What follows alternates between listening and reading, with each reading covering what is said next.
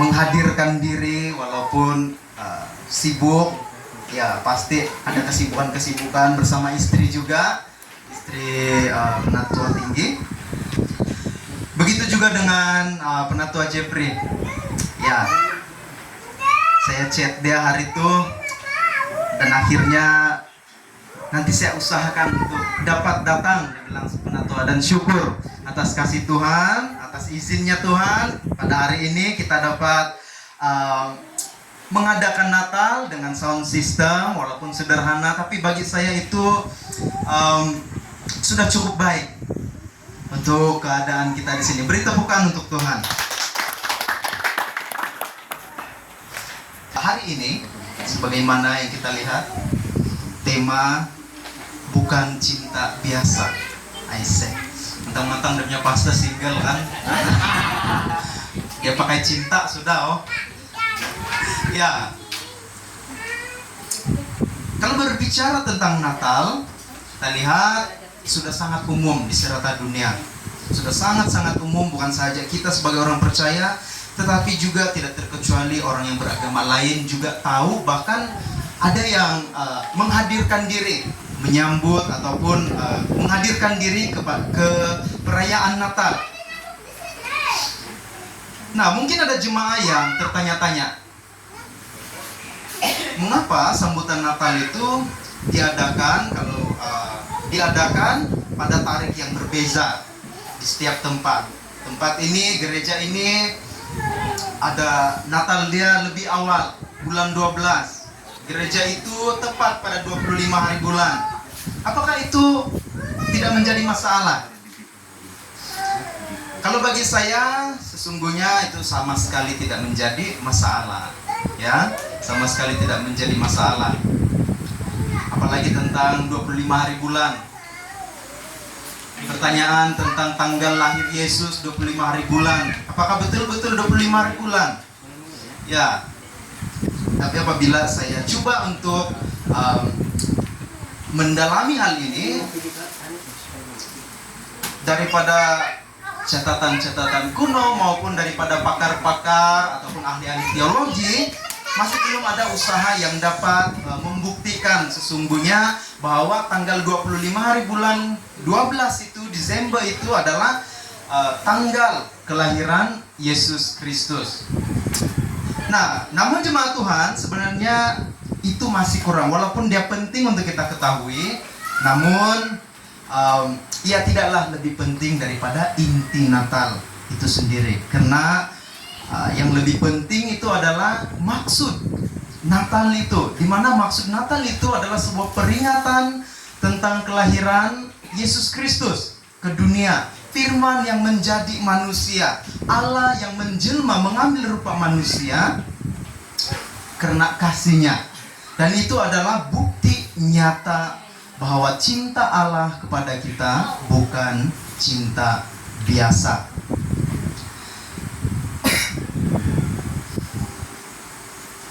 Nah, jemaat Tuhan, tema kita pada pagi ini bukan cinta biasa, didasari daripada teks Yohanes 3 ayat yang ke-16. Dalam Injil Yohanes pasal yang ketiga ayat yang ke-16. Saya bacakan. Karena begitu besar kasih Allah akan dunia ini, sehingga ia telah mengaruniakan anaknya yang tunggal, supaya setiap orang yang percaya kepadanya tidak binasa, melainkan beroleh hidup yang kekal. Jemaat Tuhan yang saya kasihi, kalau kita membaca Alkitab, dia ada dua bahagian, perjanjian lama dan perjanjian baru, betul? Nah, di dalam Alkitab perjanjian lama maupun perjanjian baru banyak menuliskan tentang cinta Allah kepada kita. Dan Alkitab sendiri menjelaskan dengan sangat-sangat terperinci dan jelas bahwa cintanya Allah tidaklah sama seperti pengertian cinta dunia. Mungkin selalunya kalau berbicara tentang cinta, pasti yang selalunya lebih besar kepada pengertian yang tentang boyfriend girlfriend, tentang pasangan. Sikit-sikit cinta, oh pasangan, dia bilang. Tapi sebenarnya tidak. Karena perkataan cinta ini dia seperti puzzle yang mempunyai banyak makna lain selain daripada cinta terhadap pasangan. Namun persoalannya, jemaat Tuhan yang saya kasihi, pertanyaan yang perlu kita tanyakan pada tema ini, mengapa cinta Allah kepada kita itu bukan cinta biasa? Atau apakah yang membuat cintanya Allah kepada kita bukan cinta yang biasa? Berikut adalah alasan ataupun sebab mengapa cinta Allah itu bukan cinta biasa. Yang pertama, dengarkan baik-baik. Karena cinta Allah itu tiada berkesudahan. Nah, kalau kita lihat kalimat awal daripada ayat 16 ini berkata, karena begitu besar kasih Allah akan dunia ini, sehingga ia mengaruniakan anaknya yang tunggal. Nah, pertanyaan untuk kalimat ini adalah, sebesar apakah kasih Allah itu? Apa ukuran besarnya kasih Allah? Jika kita jawab dengan ayat yang seterusnya, yaitu karena ia mengaruniakan anak yang tunggal, kalimat ini ataupun ayat ini hanyalah sebuah bukti bahwa kasih Allah itu besar. Dan tidak menjawab ukuran apa yang dipakai untuk mengukur kebesarannya kasih Allah. Jemaat Tuhan, di dalam Yeremia 31 ayat yang ketiga berbunyi demikian. Dari jauh Tuhan menampakkan diri kepadanya. Aku mengasihi engkau dengan kasih yang kekal. Sebab itu aku melanjutkan kasih setiaku kepadamu. Nah, kalimat ini, aku mengasihi engkau dengan kasih yang kekal, yang dikatakan oleh Allah sendiri, inilah yang menjadi jawaban sebesar apa kasih Allah kepada kita, sebesar apa cintanya Allah kepada kita, yaitu ukurannya melalui kekekalan. Maksudnya tiada berkesudahan. Cintanya sudah ada, telah ada, dan tetap ada, dan tidak akan pernah tidak ada sampai selama-lamanya. Di sini kita dapat melihat, daripada ayat ini kita dapat melihat betapa luar biasanya cinta Allah kepada kita. Tidak ada manusia yang dapat memberikannya, hanya Allah sahaja. Jemaah yang diberkati, Allah kita, Allah yang Maha Tahu, betul? Dia tahu semua perkara. Dia tahu sesuatu perkara sebelum hal itu terjadi. Ada amin? Nah, pada saat ini saya mau bawa kita untuk membayangkan suatu peristiwa ataupun suatu keadaan yang benar-benar telah terjadi sebelum Allah menciptakan dunia, sebelum Allah menciptakan segala isinya termasuk manusia. Pada waktu itu ataupun pada ketika itu, pada saat itu, Allah sangat-sangat mengerti dan tahu bahwa apabila ia mencipta dunia, apabila ia mencipta segala isinya, ia sangat tahu keadaan ciptaannya itu kelak, termasuklah manusia. Dia sangat tahu bahwa manusia yang akan diciptakannya itu, ataupun manusia yang diciptakannya nanti, akan melukai hatinya. Tetapi kenapa dia tetap menciptakan manusia? Bayangkan kalau kita lihat peristiwa penciptaan dalam kitab Kejadian. Pada hari yang ke-6, Allah Allah membentuk manusia, membentuk Adam daripada debu dan tanah. Ketika Allah membentuk Adam daripada debu dan tanah, Allah sangat-sangat tahu dan mengerti bahwa Adam ini nanti akan mengkhianati cintanya. Ketika Allah membentuk Hawa pula daripada Allah membiarkan Adam tidur dengan nyenyak. Setelah itu Allah mengambil tulang apa? KFC? Tulang ayam? Tidak, tulang rusuknya Hawa. Adam maksud saya, untuk membentuk Hawa. Allah sangat tahu pada waktu itu, sangat-sangat mengerti bahwa setiap keturunan yang dilahirkan ataupun keturunan yang dilahirkan oleh Hawa itu juga akan melukai hatinya. Tapi kenapa Allah tetap menciptakan mereka? Jawabannya sederhana dan sudah saya katakan tadi, karena cintanya Allah itu cinta yang kekal. Cinta yang sangat besar sehingga keadaan yang melukai hatinya sendiri pun tidak mampu untuk menghalang cinta itu untuk terus dicurahkannya kepada ciptaannya, kepada manusia.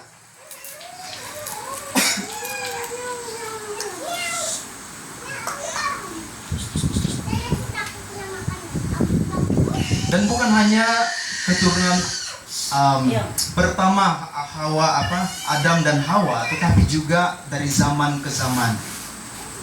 Tuhan tahu ada banyak orang yang mengerti tentang firman Tuhan nantinya, tapi tetap selalu menjauhkan diri daripada Dia, tapi tetap selalu mengkhianati cintanya Tuhan. Tapi karena cintanya kekal, tiada berkesudahan, Dia tetap mengasihi kita dan sampai selama-lamanya akan sama seperti itu. Poin yang kedua, jemaat Tuhan yang saya kasih, saya berharap poin yang pertama ini sudah memberi gambaran yang sedikit lebih luas betapa mengapa cinta Tuhan terhadap kita bukan cinta biasa. Poin yang kedua, alasan mengapa cinta Tuhan terhadap kita bukanlah cinta biasa, karena cintanya agape, sebagaimana dalam ucapan ketua kawasan sebentar tadi. Karena cintanya agape, kasihnya agape. Jemaah yang dikasihi Tuhan, di dalam Alkitab mengajarkan tentang cinta. Ada 4 jenis cinta di dalam Alkitab. Yang pertama, cinta eros, ataupun lebih kita selalu dengar kasih, eros. Nah, eros ini adalah sebuah kata Yunani untuk mendefinisikan kasih terhadap pasangan. Kasih romantik ataupun ada gairah seksual dengan lawan jenis, ataupun sebuah perasaan cinta terhadap pasangan. Dan istilah ini berasal daripada dewa mitos orang Yunani untuk cinta.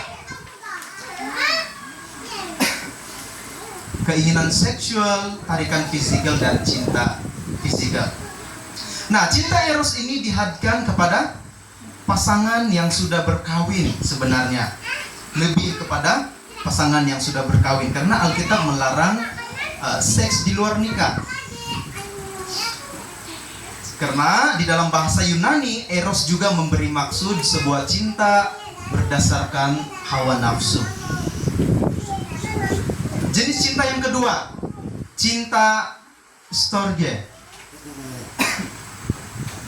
Ini kalau Yunani kan dia punya sebutan ada lain-lain sedikit.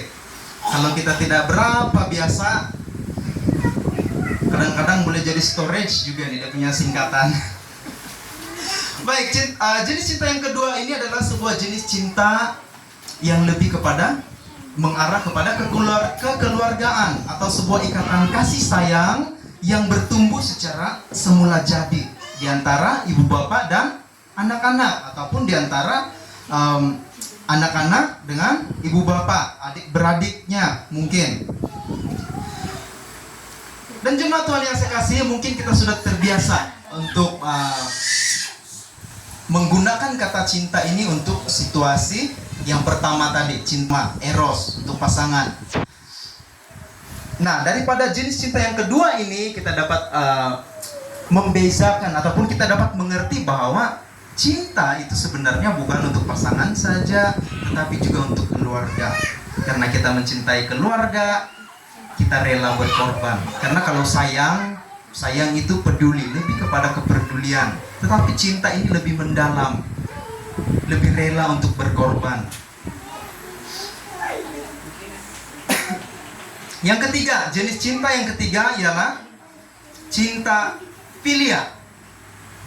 Di mana cinta filia ini adalah cinta yang selalu orang Kristen selalu kita amalkan terhadap satu dengan yang lain. Inilah cinta yang paling umum dalam Alkitab. Cinta ini meliputi kasih terhadap sesama, mengambil berat terhadap sesama, saling menghormati, berbelas kasihan terhadap orang-orang yang dalam keperluan, yang sedang memerlukan. Dan inilah cinta yang menyatukan kita pada saat ini sebagai di antara orang-orang percaya, sebagai umat-umat Tuhan. Dan yang keempat, sekaligus jenis cinta yang terakhir yang dikatakan, yang diajarkan oleh Alkitab ialah cinta agape. Nah, cinta agape ini adalah cinta yang paling tertinggi, jenis cinta yang paling tinggi yang ada. Inilah cinta yang mendefinisikan kasih Allah kepada kita manusia. Dan cinta agape ini juga adalah sebuah cinta yang sempurna. Dia tidak bersyarat. Dan karena cinta agape ini, Tuhan turun ke dunia, mengambil rupa manusia, dan seterusnya menanggung dosa kita di atas kayu salib dan menderita, sehingga kita semuanya memperoleh hidup yang kekal bersama Allah di surga.